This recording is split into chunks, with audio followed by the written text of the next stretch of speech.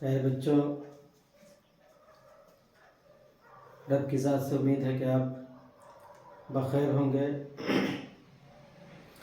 آج ہم پھر ایک اچھا سا سبق پڑھنے جا رہے ہیں جس کا نام ہے غالب صاحب۔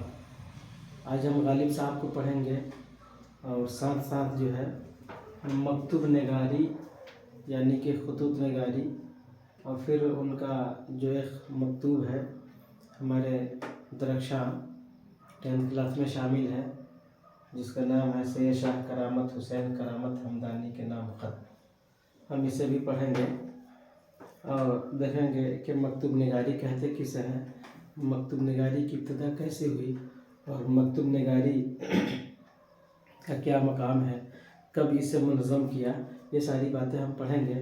اور بہرحال غالب صاحب تو ایک بہت بڑا نام ہے ادبی دنیا کا، یہ بہت بڑے شاعر ہیں، ان کی شاعری کا جواب نہیں ہے۔ بہرحال ابھی تو ان کی شاعری نہیں پڑھنی ہے بلکہ ان کے مکتوب کو دیکھنا ہے۔ مکتوب کا معنی ہوتا ہے خط، اور خط کو ہی مکتوب کہتے ہیں یا مکتوب کو ہی خط کہتے ہیں۔ اور یہ جو خطوط لکھا ہوا ہے یہ بھی ہم سب جو ہے سمجھیں گے اس سبق میں کہ کیا کیا اس سبق میں امپورٹنٹ اور اہم ہو سکتا ہے۔ تو سب سے پہلے دیکھتے ہیں کہ مکتوب نگاری کہتے کسے ہیں۔ تو مکتوب نگاری کہتے ہیں کہ مکتوب مینس ہوتا ہے خط، لیٹر جسے کہتے ہیں انگلش میں، اور نگاری کا مطلب ہوتا ہے لکھنا۔ تو مکتوب نگاری خط لکھنا، تو خط جو ہے خط اور مکتوب نگاری یہ ہے کیا، تو اس کی جو ہے تعریف اگر پوچھ لے کہ مکتوب نگاری کہتے کسے ہیں، خطوط نویسی کہتے کسے ہیں، خط لکھنا جو ہوتا ہے آخر اس کی تعریف کیا ہے، تو مکتوب نگاری اور خطوط نویسی کی تعریف اگر پوچھ لے تو اس کا جواب ہے کہ خیریت اور ایک دوسرے کے ساتھ تبادلہ خیالات کا مؤثر اور روایتی ذریعہ ہے۔ یہ جو ہے خط اور مکتوب نگاری کی تعریف ہے، ڈیفینیشن ہے کہ خیریت اور جو ہے ایک دوسرے کے ساتھ تبادلہ خیالات کرنا، یعنی خیالات کا جو ہے ادلا بدلی کرنا اور خیالات کا جو ہے تبادلہ کرنا، اور جو ہے یہ کیا ہے تو مؤثر اور روایتی ذریعہ ہے کیا، مکتوب نگاری۔ تو یہ جو ہے مکتوب نگاری اور خطوط نگاری کی تعریف ہو گئی کہ خیریت اور ایک دوسرے کے ساتھ تبادلہ خیالات کا مؤثر اور روایتی ذریعہ ہے مکتوب نگاری۔ اب جانتے ہیں کہ مکتوب نگاری جو ہے ایک بڑا اچھا ذریعہ ہے ایک دوسرے سے رابطہ کرنے کا، ایک دوسرے سے جڑنے کا۔ یہ آج کے دور میں کچھ کم ہو گیا ہے لیکن اس کا چلن جو ہے تھا، لیکن اب وہ موبائل وغیرہ میسیج SMS وغیرہ آنے کی وجہ سے، لیکن پھر بھی ابھی اس کا مقام باقی ہے۔ آگے دیکھتے ہیں کہ مکتوب نگاری کا مقام کیا ہے۔ تو مکتوب نگاری کا مقام بڑا ہے اس لیے کہ اسے ادارہ جاتی طور پر اعتبار بخشا گیا، یعنی جو ہے بڑے بڑے ادارے ہیں آج بھی ان کے خطوط کسی دوسرے جگہ بھیجنا ہو یا جو ہے منگانا ہو تو یہ جو ہے مکتوب نگاری کا مقام آج بھی ہے کہ اسے ادارہ جاتی طور پہ اعتبار بخشا گیا۔ تو یہ مکتوب نگاری کا مقام ہے کہ آج بھی جو ہے یہ مکتوب نویسی اور مکتوب نگاری ہوتی ہے۔ اب جو ہے یہ پوچھ لے کہ اس مکتوب نگاری کا چلن کب سے ہوا، مکتوب نگاری کی ابتدا کب سے ہوئی، کب شروعات ہوئی مکتوب نگاری کا، تو بتایا جاتا ہے کہ شیر شاہ سوری کا جو دور تھا، شیر شاہ سوری جو بادشاہ تھے، ان کے ہی دور میں ابتدائی طور پر منظم کیا مکتوب نویسی کو، یعنی شیر شاہ سوری کا جب دور تھا، جب یہ بادشاہ تھے تو انہی کے دور شہنشاہی میں، دور بادشاہی میں پہلی بار ابتدائی طور پر اسے منظم کیا گیا، اس کا انتظام کیا گیا، اس کا نظم کیا گیا کہ مکتوب نگاری کو جو ہے کیسے ارسال کیا جائے، کیسے بھیجا جائے، تو اسے جو ہے پہلی بار شروعاتی طور پہ جو ہے اس کا انتظام کیا گیا مکتوب نگاری کا۔ تو یہ شیر شاہ سوری کا دور تھا۔ اور پھر جو ہے آگے کہتا ہے کہ अहद मुग़ल का जो दौर था, यानी मुग़ल बादशाहों का जो ज़माना था, तो उस ज़माने में जो है मकतूब निगारी, अहद मुग़ल में भी मकतूब नवेसी और ख़ुतूत नवेसी जो है हुआ करते थे। अहद मुग़ल यानी मुग़ल बादशाह जैसे अकबर वगैरह, इन्हें मुग़ल अहद कहा जाता है, मुग़ल दौर कहा जाता है। तो इस जो है मुग़ल अहद में भी मकतूब नवेसी का रिवाज था, लेकिन किस ज़बान में था? वो फ़ारसी ज़बान में था। यानी अहद मुग़ल में जो मकतूब नवेसी ख़ुतूत नवेसी हुआ करते थे, तो वो जो है फ़ारसी ज़बान में हुआ करते थे। और फिर जो है ये पूछ ले कि अहद मुग़ल में मकतूब नवेसी का रवाज किस ज़बान में था, तो जवाब है फ़ारसी ज़बान में। आगे देखते हैं कि पिछले तमाम बादशाह उमरा रोसा के खतूत किस ज़बान में मिलते हैं। यानी अहद मुग़ल वगैरह और उसके पहले वगैरह के जितने भी बादशाह हैं, और अमीर का जमा उमरा है, जैसे यहाँ उमरा लिखा हुआ है, तो अमीर के जमा उमरा, बड़े बड़े जो अमीर हुआ करते थे। और रईस का जमा रोसा है, ये जमा है रोसा, रईस का जमा रोसा है। तो इनके खतूत, खत वाहिद है, और यहाँ जो खतूत लिखा गया है ये प्लुरल है, यानी बहुवचन है, एक से ज़्यादा को कहते हैं जमा। तो ये जमा है ख़त का, और ये खतूत है। तो कह रहा है कि पिछले तमाम बादशाह और उमरा और रोसा के खतूत किस ज़बान में जो है मिलते हैं। तो बताया जाता है कि पिछले तमाम बादशाह उमरा और रोसा के ख़त जो है, खतूत जो है, सब के सब फ़ारसी ज़बान में मिलते हैं। यानी पहले ज़बान में जो है, पहली फ़ारसी ज़बान में ही खतूत नवीसी हुआ करते थे, मकतूब नवीसी किया जाता था फ़ारसी ज़बान में ही। कब? अहद मुग़ल वगैरह से पहले, और जितने भी अमीर बादशाह और रोसा गुजरे हैं। और फिर जो है ये भी है कि पिछले जितने भी शोरा गुजरे हैं, उन तमाम के नसरी काम फ़ारसी ज़बान में ही हुआ करते थे। जैसे एक बहुत बड़ा नाम है अरबी दुनिया में बागो बहार, तो उस बागो बहार ये तर्जमा है किसका? जैसे बहुत बड़े बुज़ुर्ग गुजरे हज़रत निज़ामुद्दीन औलिया, उनके मुरीद हज़रत अमीर खुसरो हैं। तो ये बहुत बड़े शायर थे, उर्दू के भी ये पहले शायर हैं। और इन्होंने फ़ारसी में किताब लिखी थी चहार दरवेश, फ़ारसी में वो बड़ी वो दास्तान है, उसका तर्जमा मीर अहमद दहलवी ने बागो बहार के नाम से किया है। तो कहने का मतलब है कि जो पहले के शायर जो थे, उनका नसरी काम, यानी दास्तान, अफसाना और कहानी वगैरह, हिकायात वगैरह, ये सब फ़ारसी में हुआ करते थे।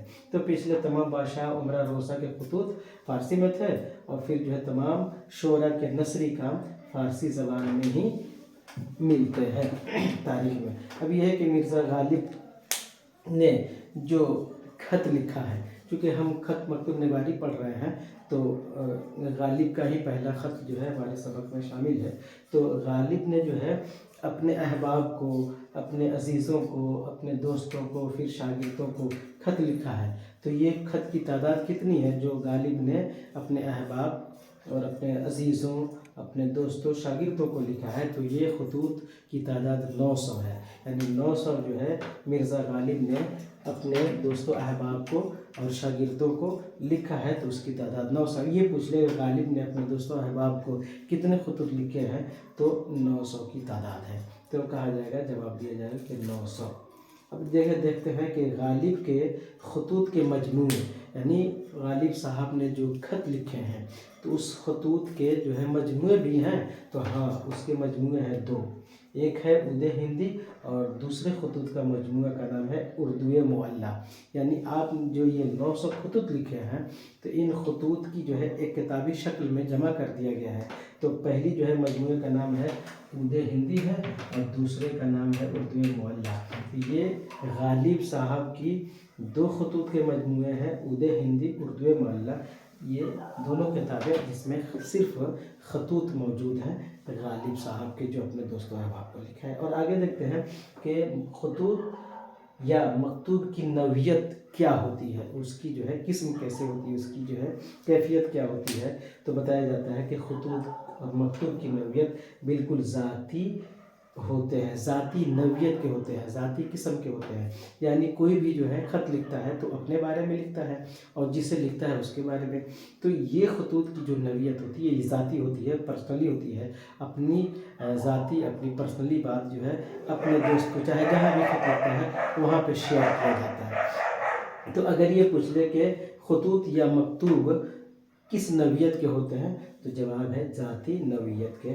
تو مکتوب یا خطوط جو ہے ذاتی نوعیت کے ہوتے ہیں. اب یہ ہے کہ مکتوب نویس. مکتوب نویس کا مطلب ہوتا ہے، ایک تو یہ کہ مکتوب نگاری یعنی خط لکھنا، اور یہ ہے مکتوب نویس. مکتوب نویس کا مطلب ہے مکتوب مانے خط اور نویس مانے لکھنے والا. تو مکتوب نویس جو ہے کیا جو ہے لکھتا ہے، کیا کرتا ہے اپنے خط میں؟ تو اس کا جواب ہے کہ اپنے دلی جذبات کی ترجمانی کرتا ہے مکتوب میں. یعنی جب ایک انسان دوسرے کو یا دوست کو، احباب کو، عزیز کو، شاگرد کو لکھتا ہے تو اپنی دلی جذبات کا اس میں اظہار کرتا ہے. تو یہ جو ہے پوچھ رہا ہے کہ مکتوب نویس جو ہے خط میں کیا کرتا ہے؟ تو وہ اپنے دلی جذبات کی ترجمانی کرتا ہے خط میں. یہ سیدھا سا جواب ہے. اس کے بعد میں یہ ہے کہ غالب صاحب کی پیدائش کب ہوئی اور کہاں پیدائش ہوئی؟ تو ہے کہ غالب صاحب کی پیدائش 27 دسمبر 1797 کو ہوئی ہے. اور کہاں ہوئی ہے؟ تو نانیہال میں ہوئی ہے. ددیہال میں نہیں بلکہ نانیہال میں ہوئی ہے. اور آپ کا نانیہال کہاں تھا؟ تو آگرہ میں تھا. اگر یہ پوچھ لے کہ غالب صاحب کی پیدائش کب ہوئی تو 27 دسمبر 1797 کو ہوتی ہے. اور پھر کہاں یہ پوچھ لے کہ کہاں ہوئی تو نانیہال میں ہوئی. اگر یہ پوچھ لے کہ غالب صاحب کا نانیہال کہاں ہے تو غالب صاحب کا نانیہال آگرہ میں ہے، جو بڑا مشہور ہے، جہاں پہ ایک 7ویں عجوبے میں سے جو ہے ایک عجوبہ ہے جس کا نام تاج محل ہے، جو شاہجہاں نے اپنے محبوبہ، اپنی بیوی، اپنی جوزہ ممتاز محل کے یادگار میں بنایا ہے. بہرحال ان کا نانیہال غالب صاحب کا جو ہے آگرہ میں ہے. اور آگے دیکھتے ہیں کہ غالب صاحب کے والدین کے نام کیا تھے. یعنی غالب صاحب کے ماں اور باپ کا، یعنی والد اور والدہ کا نام کیا ہے؟ تو والد کا نام ہے مرزا عبداللہ بیگ اور ماں کا نام، والدہ کا نام عزت النساء بیگم ہے. تو یہ جو ہے غالب صاحب کے والدین کے نام ہیں مرزا عبداللہ بیگ اور عزت النساء بیگم. اب یہ ہے کہ غالب کی سرپرستی. چونکہ غالب صاحب جو ہے یتیم ہو گئے تھے، یعنی کہ والد کا انتقال ہو گیا تھا اور ماں کا بھی انتقال ہو گیا تھا، تو پھر جو ہے ان کی سرپرستی، ان کا لالن پالن کس نے کیا؟ تو ان کے چچا تھے جن کا نام تھا نصر اللہ بیگ. تو انہوں نے ہی جو ہے اپنی سرپرستی میں لے لیا غالب صاحب کو، اور انہوں نے ہی جو ہے ان کی دیکھ بھال کی. تو اگر یہ پوچھ لے کہ غالب کی سرپرستی کس نے کی تو غالب کی سرپرستی ان کے چچا، غالب صاحب کے چچا جن کا نام تھا نصر اللہ بیگ، انہوں نے غالب کو اپنی سرپرستی میں رکھ لیا، لے لیا، اور پھر ان کی جو ہے تربیت و کیا تھا، اور ان کا جو ہے سب کچھ جو ہے دیکھ بھال کیا تھا. اور پھر جو ہے یہ ہے کہ غالب صاحب کی ابتدائی تعلیم کہاں ہوئی؟ چونکہ آپ چچا کے پاس رہتے تھے، وہی سرپرستی کرتے تھے، تو آپ کی تعلیم جو ہے ابتدائی تعلیم، جو شروعاتی بیسک تعلیم ہوتی ہے، وہ کہاں ہوتی ہے؟ تو مولوی معظم صاحب کے مکتب میں. ایک مولوی صاحب تھے جن کا نام معظم صاحب ہے، تو ان کے مکتب میں غالب صاحب کی جو ہے ابتدائی تعلیم ہوتی ہے. اور پھر یہ ہے کہ غالب صاحب جو ہے اسی زمانے میں تو غالب صاحب جب ابتدائی تعلیم مولوی معظم صاحب کے مکتب میں پڑھ رہے تھے، تو اگر یہ پوچھ لے کہ غالب صاحب کی شاعری کی شروعات کب ہوئی تو یہ جواب ہے کہ ابتدائی تعلیم کے زمانے سے ہی غالب نے اپنے شعر و شاعری شروع کر دی تھی. اب ہے کہ غالب کی شادی، یعنی غالب صاحب کی شادی کب ہوتی ہے؟ تو غالب صاحب کی شادی 13 برس کی عمر میں ہی ہو جاتی ہے. اور کس سے ہوتی ہے؟ تو ایک جو ہے الہی بخش خان معروف تھے، ان کا نام ہے الہی بخش خان معروف، ان کی بیٹی تھی جن کا نام تھا امراؤ بیگم. انہی سے جو ہے غالب صاحب کی شادی ہوتی ہے. یعنی غالب صاحب کی جو ہے جوزہ اہلیہ بیگم کا نام امراؤ بیگم ہے. تو ان سے جو ہے غالب صاحب کی شادی ہوتی ہے. کب ہوتی ہے؟ 13 سال کی جو ہے عمر میں ہوتی ہے. آپ کے خسر کا نام کیا ہے؟ تو الہی بخش خان معروف. تو یہ چیز ہے. اور پھر جو ہے آگے ہے کہ غالب صاحب تو شادی ہو جاتی ہے، لیکن چونکہ آپ ننیہال میں رہتے تھے، وہیں پلے بڑھے تھے، وہیں آپ کی اتی ہوئی تھی، تو اب جو ہے یہ شادی جب ہو جاتی ہے تو شادی کے بعد جو ہے آپ مکمل طریقے سے مستقل طور پر سکونت اختیار کر لیتے ہیں. کہاں؟ دہلی میں. آپ دہلی میں مکمل طریقے سے سکونت جو ہے اختیار کر لیتے ہیں، مقیم ہو جاتے ہیں، یہیں کے ہو کے رہ جاتے ہیں، یہیں پر جاتے ہیں. اب یہ ہے کہ غالب صاحب خاندانی پینشن کے سلسلے میں سفر کیا تھا، تو یہ پوچھ لے کہ خاندانی پینشن کے سلسلے میں غالب صاحب نے کہاں کا سفر کیا تھا، تو وہ کلکتہ کا سفر تھا۔ آپ نے خاندانی پینشن کے سلسلے میں، چونکہ ان کے والد جو ہے فوج میں تھے اور وہیں پہ ان کا جو ہے انتقال ہو گیا تھا، اسی میں تو پینشن ملتا تھا، تو یہ جو ہے خاندانی پینشن کے سلسلے میں جو ہے کلکتہ کا سفر کیے تھے۔ اب جو ہے وظیفہ کی بات آتی ہے، جسے کیا کہتے ہیں انگلش میں اسکالرشپ بولتے ہیں، چھاتوروتی بولتے ہیں، یا پھر حکومت کی طرف سے جو ہے امدادی رقم ملتی ہے، اسے وظیفہ کہتے ہیں۔ تو وظیفہ جو ہے آپ کو کہاں سے جاری ہوا، کہاں سے ملتا تھا؟ تو باضابطہ وظیفہ آپ کا جو ہے قلعہ معلیٰ سے جاری ہوا۔ غالب کو وظیفہ کہاں سے جاری ہوا؟ تو وہ قلعہ معلیٰ سے باضابطہ طریقے سے جاری ہوا غالب صاحب کو، جس سے جو ہے ان کے جو ہے زندگی کے اخراج پورے ہوتے تھے۔ اب جو ہے کہ غالب صاحب کا انتقال کے بارے میں پوچھ رہا ہے کہ آپ کا انتقال کب ہوا؟ تو غالب صاحب کا انتقال 15 فروری کو ہوا تھا اور 1869 میں ہوا تھا۔ یہ غالب صاحب کی انتقال کی تاریخ ہے اور یہ سن ہے 1869 میں۔ اب یہ کہ خطوط کا انداز، آپ غالب کے خطوط پڑھیں گے تو بڑے پیارے انداز میں انہوں نے لکھا ہے۔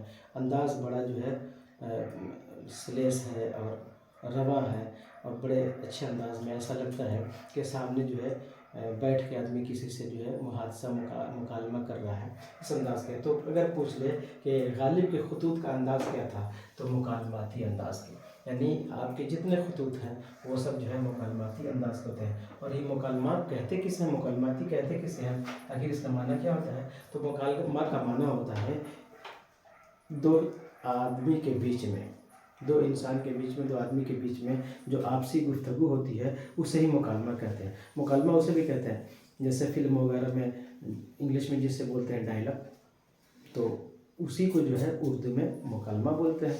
تو آپ نے جو ہے خط کو بالکل مکالماتی انداز میں لکھا ہے۔ تو یہ پوچھے کہ غالب کے خطوط کا انداز کیا تھا، تو مکالماتی انداز کے۔ اب ہے کہ غالب نے اس خط کے بارے میں کیا لکھا ہے، تو ہم نے یہ لکھا ہے کہ غالب کا قول، یعنی غالب کا فرمان کیا ہے خط کے تعلق سے، جو یہ مکالماتی انداز ہے۔ تو آپ اس درسی کتاب میں جو ان کا چیپٹر ہے غالب، اس میں انہوں نے لکھا ہے خطوط کے تعلق سے، خطوط نگاری کے تعلق سے، مکتوب نگاری کے تعلق سے، انہوں نے کہا کہ میں نے مراسلہ کو مکالمہ بنا دیا ہے، یعنی ہم نے جو ہے مراسل الامین ہوتا ہے خط و کتابت ترسیل، تو اس کو جو ہے میں نے مکالمہ بنا دیا ہے۔ مکالمہ کہتے کسے؟ دو آدمی کے بیچ کے آپسی بات چیت کو، آپسی گفتگو کو مکالمہ کہتے ہیں۔ تو غالب صاحب خود کہتے ہیں کہ میں نے اس طریقے سے خطوط نویسی کا انداز اپنایا ہے کہ میں نے مراسلہ کو مکالمہ بنا دیا ہے۔ تو ایگزام وغیرہ میں اس طریقے سے پوچھتا ہے کہ میں نے مراسلہ کو مکالمہ بنا دیا ہے، یہ کس کا قول ہے؟ تو یہ غالب صاحب کا قول ہے، غالب صاحب نے ہی کہا ہے۔ تو ہم نے پڑھا اب تک کہ غالب صاحب، پھر جو ہے خطوط نگاری، مکتوب نگاری۔ اب یہ ظاہر سی بات ہے کہ ہم نے غالب کو پڑھ لیا اور مکتوب نگاری کے بارے میں پڑھ لیا، تو ظاہر سی بات ہے کہ غالب کا خطوط یعنی کوئی خط بھی ہمارے درس میں شامل ہوگا۔ تو ہاں، خط بھی شامل ہے، اور وہ کیا ہے، کس نام سے شامل ہے؟ تو یہ ہے خط سید شاہ کرامت حسین کرامت ہمدانی کے نام خط۔ تو یعنی یہ جو ہے غالب نے خط لکھا ہے اپنے دوست کو، ان کے دوست کا نام کیا تھا؟ سید شاہ کرامت حسین کرامت ہمدانی۔ یہ جو سبق ہے، یہ جو چیپٹر ہے ہمارے درسی کتاب درخشاں میں 10ویں کے، تو یہ جو ہے غالب کا خط جو ہے اسی مضمون سے شامل ہے۔ تو آخر اس خط کو لکھنے والا کون ہے؟ تو غالب صاحب ہے، یعنی غالب صاحب نے یہ خط لکھا ہے سید شاہ کرامت حسین کرامت ہمدانی کے نام۔ جو خط ہے غالب صاحب نے لکھا ہے، کسے لکھا ہے؟ تو انہیں لکھا ہے۔ اور یہ کون تھے؟ تو یہ غالب صاحب کے دوست تھے۔ اب جو ہے کہ غالب صاحب کے دوست، تو یہی جو ہے ان کے دوست ہیں۔ غالب صاحب کے دوست کا نام کیا ہے؟ تو سید شاہ کرامت حسین کرامت ہمدانی، یہ جو ہے غالب صاحب کے دوست ہیں۔ انہی کو ہی غالب صاحب نے یہ خط لکھا ہے۔ اب یہ ہے کہ غالب کے خط کی زبان، اگر یہ پوچھ لے کہ غالب صاحب نے جو خطوط لکھے ہیں، جو خط لکھے ہیں، ان خطوط کی زبان جو ہے کیسی ہوا کرتی تھی؟ تو جواب ہے کہ انتہائی رواں، صاف، شفاف اور دلکش، بالکل ہی رواں، جو हम जो है अल्फाज जो बोलते हैं आम तौर पे हमारी ज़बानों पे जो अल्फाज सलेस जारी होते हैं, तो ऐसे अल्फाज इन्होंने लिखे हैं और बिल्कुल साफ शफाफ, कोई ऐसी जो है मुश्किल लफ्ज़ जो है नहीं डाला है कि किसी को समझ में ना आए, और बिल्कुल दिलकश और ऐसे अल्फाज लिखे हैं, ऐसा अंदाज में लिखा है कि दिल को खींच लेता है इनके अल्फाज, इनके स्टाइल, इनके तर्ज, इनके तरीके ख़ुतूत नवैसी का। तो अगर ये पूछ ले गालिब के ख़ुतूत की ज़बान कैसी, तो जो है जवाब होगा इंतहाई रवा, साफ शफाफ और दिलकश। और कुछ हमने और इस चैप्टर से मैंने कुछ अल्फाज मानी को भी रख दिया है, यानी कुछ अल्फाज दिए हैं उसके मानी भी हमने लिखे हैं। जैसे जो है अल्फाज है नातवा, तो नातवा का मतलब क्या होता है, तो नातवा का मतलब होता है कमज़ोर। उसी तरीके से जो है हवादिस है, तो ये हवादिस क्या है, ये हवादिस हादसा की जमा नहीं कहा जाता है कि फला जगह बड़ा हादसा हो गया, तो उसी हादसा का जमा ये हवादिस है। और यह हवादिस का मतलब क्या होता है कि वाक़या होना, यानी कोई जो है वाक़या, कोई हादसा हो जाना, वो हादसा का माना है। और यह अवारिज जिस्मी, जैसे इस सबक में आया है, जैसे ख़त लिखा है गालिब साहब ने जो ख़त लिखा है अपने दोस्त करामत हुसैनी को, तो उसमें ये अल्फाज आए हैं अवारिज जिस्मी। तो अवारिज जिस्मी का माना क्या होता है, जिस्मानी बीमारी, जिस्मी से जिस्म और अवारिज मन बीमारी, तो अवारिज जिस्मी का मतलब है बीमारी। उसके बाद में है नीम जा, जानते हैं कि नीम माने आधा होता है, जा माने जान, तो इस नीम जान का माना क्या होगा, कमज़ोर होगा या आधी जान। उसके बाद में है निस्यान हद, यानी निस्यान में जो है भूल जाना, और निशान हद इसका माना क्या है, तो भूल जाना और उसके बाद में निकल जाना, यानी माइंड से, जहन से बात निकल जाना, उसको निशान हद कहते हैं। इसका माना भूल जाना, निकल जाना। उसके बाद में इस्लाही गज़ल, तो इस्लाही गज़ल का माना क्या है, तो इस्लाही गज़ल का माना है इस्लाह के लिए दी गई गज़ल। जैसे ये सैयद शाह करामत साहब भी शायरी करते थे और अपनी शायरी लिखकर जो है गालिब साहब को देते थे इस्लाह करने के लिए, तो वही इस्लाही गज़ल ये भेजते थे गालिब साहब को। गालिब साहब जो इस्लाह करके, तशरीह करके, दुरुस्त करके जो है फिर जो है भेजते थे। तो इस्लाही गज़ल का मतलब क्या है, इस्लाह के लिए दी गई गज़ल, और क्या करना, तसहीह करना, दुरुस्त करना, ये जो है इस्लाही गज़ल का जो है माना है। इस्लाही गज़ल, इस्लाह के लिए दी गई गज़ल, तसहीह करना या दुरुस्त करना। ये भी जो भी शायर होते हैं, उनके उस्ताद होते हैं, जो शायर लिखते हैं, शेर लिखते हैं, चाहे वो गज़ल हो, नज़म हो, जो भी हो, तो वो अपने उस्ताद को जो है इस्लाह के लिए देते हैं। तो गालिब साहब के पास भी ये इनके साहब जो है सैयद शाह करामत हुसैन जो है भेजते थे इस्लाही गज़ल के लिए। और फिर उसके बाद में है कि निगाह बद, तो निगाह माने निगाह होती है, नज़र होती है, बद माने जो है बुरा होता है। तो निगाह बद का माना क्या है, तो बुरी नज़र। ये जो है गालिब साहब का चैप्टर, गालिब साहब, मकतूब साहब और ये खतूत, ये ख़त जो है सैयद शाह करामत हुसैन हमदानी के नाम जो है ये लिखा है। तो ये गालिब साहब ने अपने दोस्त को लिखा है, और इसमें जो है बहुत सारी बातें लिखी हुई हैं। उसमें जो है ये सैयद करामत हुसैन साहब ने 100 रुपये नजराने के तौर पे जो है गालिब साहब को भेजा था। तो उसमें यही इजहार करते हैं कि इस जो है 100 रुपये की क्या ज़रूरत थी, मैं तो खुद अपने दोस्तों की जो है खिदमत के लिए जो है बेला किसी जो है डिमांड के करने के लिए हाजिर रहता हूँ। और फिर उसमें अपनी जो है अवारिज जिस्म का ज़िक्र किया, यानी जो है अपने बुढ़ापा का अपने निस्यान करके भूल जाता हूँ। बहरहाल ये जो है ख़त और ये गालिब साहब का जो है सबक और मकतूब निगारी, एक ये अच्छा सबक है, इससे क्वेश्चन जरूर आते हैं। आपको इस वीडियो को ध्यान से पढ़ें, इस सबक को ध्यान से पढ़ें और मेहनत और तैयारी में लगे रहें। इंशाअल्लाह मेहनत जब इंसान करता है तो रब परवरदिगार उसका फल देता है। एक जो हमेशा मैं कहता हूँ, एक काम आपको करना है, क्या करना है, इस चैनल को सब्सक्राइब कर देना है, लाइक करना है, शेयर भी करना अपने दोस्तों अहबाब को, और कमेंट करके भी बताना है। बहरहाल फिर एक अच्छे सबक के साथ दूसरे वीडियो में हाजिर होंगे, तब तक के लिए खुदा हाफिज़।